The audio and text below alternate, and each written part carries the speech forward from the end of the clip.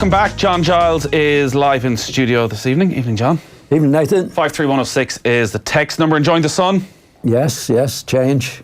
Thank God. Out in the golf course. Were you out in the golf course? Yeah, I was out today, yeah. Out in Hollystown? Yeah. Very nice. Yeah. Playing well? No. You and me both. But it's good to be out there, I guess, is the main thing. It's great.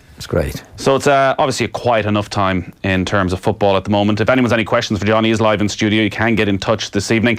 The big news over the last few days is at Newcastle United, where after, I was going to say weeks, months, literally since it seems a couple of months into the job, Rafa Benitez has finally decided enough is enough and his contract has come to an end and he's no longer the Newcastle United manager. Did he decide it, though? What I read in the paper was that Ashley made that decision. I don't know, but that's apparently what I read in the paper was that Benitez and him were in talks. And before he knew it, before he even knew it, Benitez, he was gone. Well, it seems that Benitez wasn't that willing to engage in the new contract negotiations and it seems, given up engaging with Mike Ashley. And that whatever way Ashley took that, decided, actually, it's time to move on. Yeah. The right decision? I don't think so. I think under the circumstances, he's done a terrific job. When he went there, he went down, he got straight back up. And I think he's finished 10th and 12th. Like, he hasn't spent two bob really to do what he's done. And I feel sorry for him in this situation. I feel sorry for the supporters. I don't feel sorry for Ashley. I think the way the game has gone, Nathan, I think it's a cheek to say the least, and wrong, that somebody like Ashley that has money can come in and buy a Newcastle United, right? Newcastle United hasn't suddenly come on the scene. They've been there for well over 100 years. And because he's bought it now, he's the investor. But they've had investors for 100 years in the supporters. And the supporters have no say whatsoever in what's going on today. What you read is they'd love to keep Benitez, but they can't because Ashley, who doesn't come from the area... See, well, these guys it's life and soul to these fellas who support, whether it be Newcastle, Middlesbrough, Manchester United up to a point, because Manchester supporters come from all over the place. But Newcastle supporters are born and bred. Their parents went to it. Their grandparents, their great-grandfathers went. It's the heartbeat of the city. Yeah, and they've invested in the club with their attendance every week. But when it comes to today, and Ashley can come in and buy it, he owns it. He's never supported Newcastle in his life. I feel sorry for the supporters. And I think the supporters took to Benitez because he did what was needed to be done under very, very difficult circumstances. He was looking to improve the team. He wasn't given the resources. And now, that's the story you might have heard, that he wasn't engaging with them because they're going to come out with their own story. I wouldn't be too sure about that. I'm not doubting you, Nathan, but I wouldn't be too sure about it because what he said all along, Benitez, we need to improve the team. We need the resources, and he hasn't had them. And I think he's done remarkably well. And in the meantime, all the story from Ashley is, who's he going to sell to? Is he selling this week? Is he selling next week? And he owns Newcastle United. He owns the passion that these supporters have put in for over 100 years. And I think it's all wrong that it can happen in this particular way. Yeah, and it does seem that every 6 months a story's thrown out there that the club is on the verge of being sold, that there's billionaires interested, and ultimately it drags on for 3 months and it turns out the money was never there in the first place and you're back into the same situation. No investment, they go through another transfer window. It's hard to see how any manager could come in there. And as always, because Newcastle is, I guess, as you say, this historic, traditionally successful club, a lot of big names have been linked. Like Jose Mourinho's name is thrown around. Yeah, it's hard to see how anybody could do better than what Rafa Benitez has done. I don't think anybody will, but this is the point with the likes of Ashley. They no respect for anybody in that position. I think their attitude is, there's a million managers out there, which there is. But are they any good? Could they do what Benitez has done? What it is, he'll get a kick up the backside when he does get a manager in that's not going to do it. We've seen it so many times in the past. Managers, anybody could do this job. We got somebody in, he finished 12th, we should be finishing higher than that. And next thing, the old joke of the director, well, I'm fed up in this division. And then, they're in the second division, and next season they go into the third. Yes, it can happen pretty quickly. That's the way it works. But I just feel it's wrong that somebody like, I don't know him on a personal level, but he's a businessman. And what we've heard over the last 2 or 3 years, if he gets the right price, he's going to sell the club. In the meantime, there's 50,000 people, Newcastle supporters, heart and soul Newcastle supporters, from their grandfathers and their great-grandfathers, going to support their club. They've invested in the club because they paid their money in for the last 100 years. You know, they should have an investment in it, but they don't, because Ashley's come in with his money and he's running the club. He doesn't come from Newcastle. He has no interest in Newcastle in the way these people are passionate about their particular club. And they liked Benitez. They actually liked him because he did a good job for them. He went about his business in a professional way. And he's a pretty affable guy. He's quite likeable. He's good. Yeah, you know, he doesn't do anything wrong. He's done a good job for them, and he's looking for improvements, which he's entitled to. So are the supporters. Now, all of a sudden, he's gone. I think it's very wrong, and I do have a lot of sympathy for the supporters up there, because, as you know, they're the one club city, and they really are great supporters now. Yeah, but when you would have played against Newcastle, would you have noticed that they were different to a lot of other supporters? Oh, yeah. Oh, Newcastle is a place on its own, and a spirit of their own. I mean, you don't get many people travelling from Portsmouth and Birmingham and that to support Newcastle United. Yeah. They're born into it. You know, I've seen these guys. They're born into the club. I was at West Brom. I was at Leeds. They're born into the club, and it means more to them than money. I mean, Ashley's only interested in money. Is he going to get a good investment? These guys actually live it. You know, it's a very, very important part of their lives. Well, it's remarkable in a way that they still go and they still get over 50,000 every week. And even though been there quite a lot over the last couple of seasons, I think a little bit of the spark has certainly gone, that maybe they can't dream the way they would like to be able to dream, because they know that Mike Ashley's never going to invest, but they're still getting the numbers. Like, I know you still go along to Leeds United the odd time. Like, with everything that's gone on there over the last 15 years in terms of ownership and just the mess the club has been in, like, is it a different place when you go to Leeds now to 15, 20 years ago in terms of that connection with the fan base? Not really, Nathan. What I find is that, like in my time at Leeds, which was a good few years ago, it was the first time they were winning trophies. And funny enough, the supporters get used to it very, very quickly. I think I might have said to you before, after we'd been there for a few seasons, maybe 5 seasons, and we were playing in Europe for about 10 years. And like, if you said to supporters, the first European Cup match, are you going to the match? No, they were waiting for the semis. So they take it for granted. You know what I mean? They're like Kerry supporters. They don't really know that they're doing it. Yeah. You know, but and it's getting a bit like Liverpool. Like, look how passionate they were about winning the league, trying to win the league and win the Champions League. I think when they were winning it on a regular basis, they wouldn't have been as enthusiastic. But it's like anything, when you take something away from somebody, then they're only too pleased to have it back. And I think what's happened with Leeds, we had that similar situation, you know, where they did take it for granted. But now that it's gone and it's lost, they're more passionate now to get it back, because they realise now what they're actually missing. Yeah. But when it was happening year in, year out, like which was say for 11 or 12 years at Leeds, which is a long time in football, we were there all that time. And it is taken for granted. But once you take it away, I mean, I think the passion from the Leeds supporters when I've been there are more passionate now than when we actually played. Because when we were playing a lower team, it happens in football, and you're winning 2-0. Yeah. It's no big deal. Switch off. Yeah, there's nothing to get behind. Yeah. Where do you think Rafa Benitez goes then, and where he fits in modern football? Because obviously he's had an incredibly successful career from Valencia, and winning La Liga titles, winning the Champions League with Liverpool, even recently winning the Europa League with Chelsea and winning a cup over in Italy with Napoli. Everywhere he's gone, he's had a reasonable amount of success. But modern football, you look at Pep Guardiola, Jurgen Klopp, attacking style of play, exciting style of play. That's not really his thing. Do you think because of that he's not going to get one of the bigger jobs? Well, it's one moves out the other, Nathan. If he had the resources to do what's needed to be done, I'm sure he could do it. But like when he was at Chelsea, he did a good job wherever he's been. But he hasn't had Pep's resources in any club that he's been to. I think Valencia was the big club. Yeah. He was like, it's not Real Madrid and Barcelona.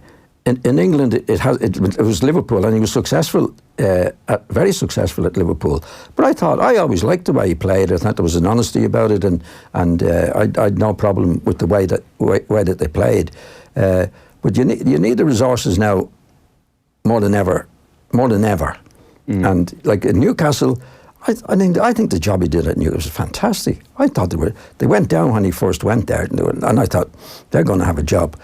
Even when they came up, I thought they're going to have a bit of a job. I think they finished 10th, then they finished 12th. I mean, that's real solid work. I mean, Pep Guardiola we expect, and Klopp we, because they can spend like 70 million on players. Yeah. I don't think he spent, 30 million in total. Yeah, getting players in on loan, getting players for 5 million quid from the like a terrific job. Yeah, I think. Well, he's been to Chelsea before. It looks like Lampard is going Lampard has gone there. I think Manchester United could do worse than take him on, or any of the top clubs. I don't think he'd like to leave the Premiership. I know he's been offered a lot of money to go to China, but I think he'd rather stay in the Premiership. Yeah, well, he is based still, I think, on Merseyside, even from his time with Liverpool. So presumably that's his home, and that's where he'd like to stay. I would imagine so. But I don't believe everything that's coming out of the Ashley situation, which is saying, well, he wasn't prepared to talk and all that. I think that's a PR job. We have a text in from Sam. Doesn't John accept that football is big business and needs to partner with big businesses to compete? That actually, Mike Ashley's a businessman. The money that's been poured into football, Newcastle last year would have earned about probably 130 million from TV rights alone. That he's treating it like a business. He's taking his profit. It may not be the right thing to do, but that's life now. That's football now. Of course it's life, Nathan, and we have to live with it. But it doesn't make it right. The point I was making early on, that he is dealing with maybe 100,000 people in Newcastle who the club is the life and soul of their life, and have invested in that club over 100 years. And you get the likes of Ashley coming in, who's no interest whatsoever. He's a businessman and he wants to make money, right? You tell that to supporters who go week in and week. They'd say, well, what about our investment over 100 years? We put more money into the club than Ashley has, right? And of course it's business. But if he wants to, and I think he's playing with people's lives and that, there's plenty of businesses he's in without going into the football business. Football is a business, and it has to be a business, but it's not a normal business, Nathan. You don't have 100,000 people supporting a store where it's life and soul to them. You have a football club that they go to, that their parents went, their grandparents and great-grandparents went to, that means a lot to their life. And I think Ashley, he's got plenty of other businesses that he can go to. And I think, of course, it has to be a business, has to be run in a certain way. But to the supporters in Newcastle and most of the clubs, this is not a business. This is their life. This is what they live for, the Saturday or Wednesday, whenever the team is playing. And I think Ashley, as a businessman, is messing about with that. Yeah. And there's other businesses he can go into. Well, I think, you could spend a long time talking about his other business as well. You don't expect him to lose money. He's always going to lose money at this stage, I think, with the... I don't think there's any chance he'll lose money at this stage when it comes to Newcastle. He's looking for a profit, Nathan. All businessmen look for a profit. But the fact that businessmen can come into the club, like Manchester United, the Glazers over in America, can come in and buy it. They can buy this history. Right, this is history that you're talking about. Manchester United, the Munich air disaster, and all these various things that happened with the Busby Babes. Manchester United wouldn't be where they are today if it wasn't that. But somebody can come now and buy it. Newcastle winning the cup 3 times in 5 years with Jackie Milburn and all these great players. This is what people live for. And he's talking about a profit. You know, and I can understand what the lad that sent in, what he's saying. It's a business. It's not a normal business. Yeah, it means more than that. No, a lot more than that. All right, 53106 is the text number. Plenty more to get through with John, but we'll take a quick break. Football on Off the Ball. Down to business. There's a holiday feel to Down to Business this week when we look at the business of kids' summer camps. Tanya Airy of Sunway Holidays is in our executive chair. Plus, we speak to the author of a brand new book, How to Do Great Work Without Being a A-hole. Down to Business. Brought to you by Bank of Ireland. With me, Bobby Kerr, this Saturday from 10. On News Talk. Peugeot's exciting lineup of SUVs at Gowan Motors Navan Road includes award winners like the 3008 and the best-selling 7-seater in its class in 2018, the 5008. The iCockpit interior delivers a driving environment like no other, standard across the Peugeot SUV range. Visit Gowan Motors Navan Road today and discover the allure of Peugeot. Bruce Betting, one of Ireland's leading bookmakers. With best odds guaranteed on UK and Irish horse racing, Bruce Betting has you covered. And with the Bruce Betting app, we're always giving you more. T's and C's apply. Bruce Betting, in-store, online, and now on your phone. Over 18s, please gamble responsibly. See dunlewy.net. Summer in Ireland. It's a bit unpredictable now. You're either sitting in the hot press in your winter coat, or you're out basking in the back garden lashing on the Factor 50. Well, at least there's one thing you can rely on this summer. The big summer sale at Appliances Delivered. Get up to 20% off washing machines, up to 35% off dishwashers, and up to 30% off refrigeration. And speaking of frying in the back garden, check out our new and improved garden and DIY ranges. Appliances Delivered. The big summer sale now on at appliancesdelivered.ie. It's only mahoosive. Life feels better when you know your loved ones are being looked after. Well, now you can protect your family's future for just €10.10 per month with Leia Life Insurance. Simply answer a few short questions. There's no medical required. And unlike any other insurer, you're covered by Leia Life instantly, which means your family will get a lump sum payment should you pass away. Join us online and you'll get a 10% discount and a further 10% if you're already a Leia Healthcare member. Visit leialife.ie or call us now on 1890 907 100. Insurance provided by iptiQ Life SA. Leia Healthcare Limited, trading as Leia Life and Leia Healthcare, is regulated by the Central Bank of Ireland. In a world where they said it couldn't be done, the impossible has been achieved. They've taken the perfect chicken breast sandwich and made it even perfecter. More perfect. Really, really better. How did they do this? Could I have bacon and cheese on that, please? That's right. A little extra sizzle is now in store. Supermac's new chicken breast sandwich. The best just got better with bacon and cheddar. Sale, sale, and still more sale. Bargain Town's biggest ever sale continues with fantastic bargains in every department. The Bargain Town sale continues. The Costigan lads have saved €406 since joining the big save at Lidl. Their shop last week included Irish vintage cheddar for only $1.59. I could say something cheesy here, but I won't. Start your big save at Lidl.ie. Lidl, more for you. The Costigan shop between the 13th of May and 11th of June, and we insisted on giving them a gratuity for participation. Football on Off the Ball. All right, welcome back. John Giles is in studio. Just to let you know, by the way, that we're going to be live from the Alex Hotel for an Off the Ball Roadshow special in association with My Taxi on the 4th of July. And we can confirm that Paul McGrath is going to be on the show.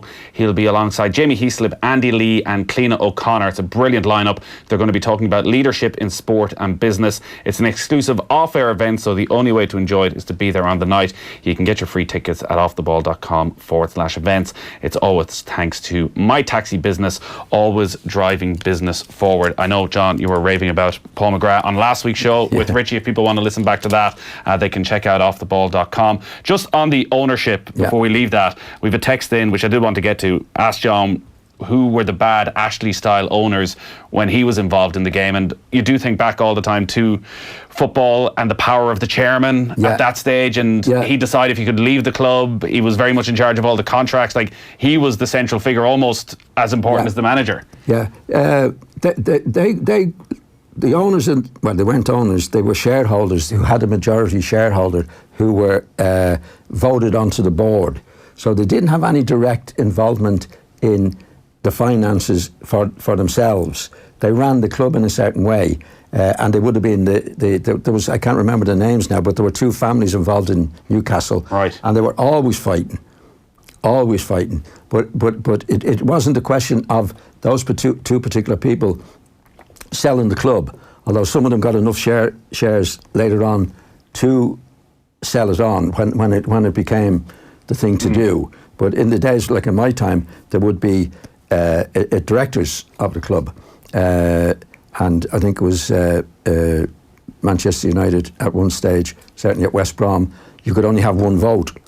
Nobody could. Now the people would be voted onto the board, and they would run the club as they would see it from the board, but they weren't directly involved in selling the club to make money from the club. That's the way it used to be, and it's only in fairly recent times that people have come in to buy the actual club, you know. And that's what, like, if you go back to, Alan Hardacre was he was in the league, but the chairman of Manchester United, now I forget his name, Matt Busby's time, they didn't own the club. They were running the club. But then things changed. You were allowed then to buy, actually Louis Edwards did buy up a lot of shares in Manchester United, become the major shareholder. And it was the Edwards that actually sold the club, because they got into a position. But before the father's time and Matt Busby's time, the shareholding was spread around among supporters and that. And they appointed people on the board. So there was no point in any of the directors at that time selling the club until it became the thing where shares were bought up by somebody, and then it became an individual thing. And when you were in charge, say, at West Brom, who did you deal with above you? So who made the final decision on transfers, on players getting new contracts? Well, I tried to do that. It's one of the reasons I left. Like, were they football people, or were they just businessmen, as you say, running the club? Well, Bert Millichip was the chairman when I was there. He went on to the football side. Bert Millichip was a solicitor. So they all had their own businesses, but none of them owned the club. You know, I think at West Brom everybody could have only one share, right? So a load of supporters had shares, and they would vote people onto the board. So then you would have a board. Then the manager, I'm responsible to the board. Now the board could change as well, because they could be voted off and somebody else voted on. But when I was there, I was dealing. Bert Millichip was the chairman in the board, right? So I was responsible to them. Okay. Text in on the warring families who own Newcastle, the Halls and the Shepherds. Yes. Who I think people will remember quite well from when Newcastle were there under Kevin Keegan, getting very close to titles, that they were very much front and centre. And they were the major shareholders. You know, I don't think either of them owned the club, you know, but they were certainly a huge rivalry between the two of them, and a lot of people thought the supporters, Newcastle supporters, that was holding the club back, because nobody could make a decision in the way that they should have been made. I know you're a fan of David Silva. He's confirmed that this is going to be his last season at Manchester City, so he's going to play one more year and then he's going to go. He's 33 right now. He's obviously considered as one of their greatest ever players. He's won 4 Premier League titles since he came from Valencia 2010. Was there any need to say that he's going to leave a season out? Well, if I were him, I would never say I was going to leave, because 12 months goes by very quickly. I'd say he has a great season. You know, he could well, he's a terrific lad. He's one of my idol players. He's one of the greats, I think. A terrific lad. He's been a great servant for Manchester City. But I never agreed with anybody making statements, whether it be in politics or football, I'm going to leave in 12 months' time. 12 months goes by very, very quickly. He could be playing brilliantly during the season. So you can always finish anyway, Nathan. You know, like, say Company did it. Company waited till the end of the season, didn't he say, I'm finished now. He didn't say it at the start of last season, you know. So, and David Silva's case, I think you're better off saying nothing. And if you want to finish at the end of the season, then finish. Yeah, it's surprising. I'm sure it's one of these where he was back home in Spain and he was doing an interview and people were talking about the future. He says, this is going to be my last year. But it does turn into almost a very David Silva-like situation where it feels as though he's going to be centre of attention a lot. So we know how these things go. The Manchester Derby, his last ever Manchester Derby, his last ever game against Liverpool. But what if next year comes and he doesn't want to retire, Nathan? You know, and then people say, you've committed yourself. And like, I'm just saying, in that situation, you better say nothing. Just you can talk it over with your family and your wife and say, look, this time next year I intend, you know, we'll make plans. I intend to finish next season. But keep it among yourselves, you know. I know people often think that there's a recency bias to a lot of football coverage, that we think everything now is the greatest, whereas actually when we talk about great Premier League teams and best Premier League players, I think we always get a bit nostalgic to, like, the best midfield partnership is Keane and Vieira. It's the players of 15, 20 years ago. Like, David Silva, the way you talk about him, will be right in the mix when you're talking about best midfielders play in the Premier League over the last 26, 27 years. Well, we've often talked about it before, Nathan. Like, great players are great players in any era. That's the way it is. I mean, David Silva 20 years ago would have been a great player. and the lads you talk about, Vieira and the other lads, would be great players today. Because there's certain things that you have to adjust to. There's different formations, but that they're minor situations. A great player is a great player, and he can play in any formation, as it were. But David Silva would be up there with the best of them. He's genuine player. He's terrific skill. Gets on with the job. Doesn't create a fuss. Does his best all the time, as you'd expect great players to do. And whether he wants to finish next year, I'm only saying, I think the best thing to do is say nothing at all. Between your wife and yourself, and say, look, I intend to finish next year. Because he could change his mind. Now, say he has a terrific season and doesn't want to finish, and he'll be getting, clapped, and then decides, well, I'm not really going, I'm going to stay for another season. Yeah. But that's up to himself. I mean, if he does, he does. I mean, he's been a great player for Manchester City, and he's been a great player for, he's a Spanish player as well. And like the way he's carried himself and played the game has been a credit to him. We want to talk about Diego Maradona, because I'm not sure if you've seen the new documentary. I've seen it. I read a bit about it, yeah. Did you play against Maradona? I played against him. My last match for Ireland was Maradona came on at half-time. Right. I think he was 17. We didn't know who he was. He was still playing back in Argentina at that stage. He was still playing back in Argentina. He was only 17. I remember him hitting the crossbar, pulled it onto it as it became a typical trick of his, pulling on his left foot and hit a whopper against the crossbar and out. We drew the score. It was a no-score draw, but I remember him. But we knew nothing about him before the match. He was absolutely outstanding, and went on obviously to be one of the greats. Yeah, I think we have a picture of Maradona from that day. Was that in Dublin? That was the game in Dublin. Yeah. Was it? Yeah. You see, he was only 17. And we didn't know anything about him. Somebody said after, "Who's that kid?" Yeah. When you say you remember him, like, do you remember in a? I remember hitting the crossbar, getting the ball on the right hand side of the box, and doing a shake onto his left foot, hitting a whopper, hitting the crossbar and getting out. I remember thinking, what a player this guy is, He's only a kid. You obviously spent a huge amount of time then covering his games as part of the television. Oh yeah. Well, that was my last match for Ireland anyway, so I wasn't playing any more international football. I was 39 at the time. Had you announced in advance it was your last match? Oh yeah. David Silva style? Oh no, I didn't do it. No, there's a story behind that. But anyway, what's the story behind that? Well, I had retired the season before. Right, I did the wave. And I was at West Brom, and I'd been very busy. I was player manager at West Brom, and I thought, this is enough. And then I had a season rest, and we were playing England at Wembley in the match. And I was feeling really good, and I had said I'd retired. And Noel Cantwell and a couple of the Irish players said, "Look, I think you should be playing. This is a big match for Ireland." So I started playing again. So when I was finished with Argentina, I didn't make a fuss of it at all. I didn't want to, but. That was it. But Maradona was, what he went on to do, Nathan. I didn't see the documentary, but I read a bit about it where the lad was explaining, who was a friend of his, he called him Diego, and he called him Maradona. So Diego was a different personality whatsoever to Maradona, which I can understand that, because I think he had no guidance. He came out of a rough, tough place in Argentina. To go to Barcelona originally, and then to Naples. I mean, he's an absolute genius, Maradona. I mean, Maradona's up there with the recent Ronaldo and all these guys. I mean, he was a genius. I think he had no guidance. He was one of the first superstars to go abroad from a rough area, but a genius at what he did. Definitely. Was he able to single-handedly drag teams through games more than Messi and Ronaldo? Not Messi. Don't want to be fair to Ronaldo, because Ronaldo does it in a different way. In the goals that he scores, like, he could be out of the game for a long time. Maradona would never be out of the game for a long time. Neither is Messi. So they contribute in different ways. So he would be more like Messi than Ronaldo.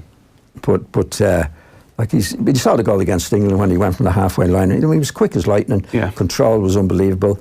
Terrific shot in his left foot. And he played for the team. He was a real team player.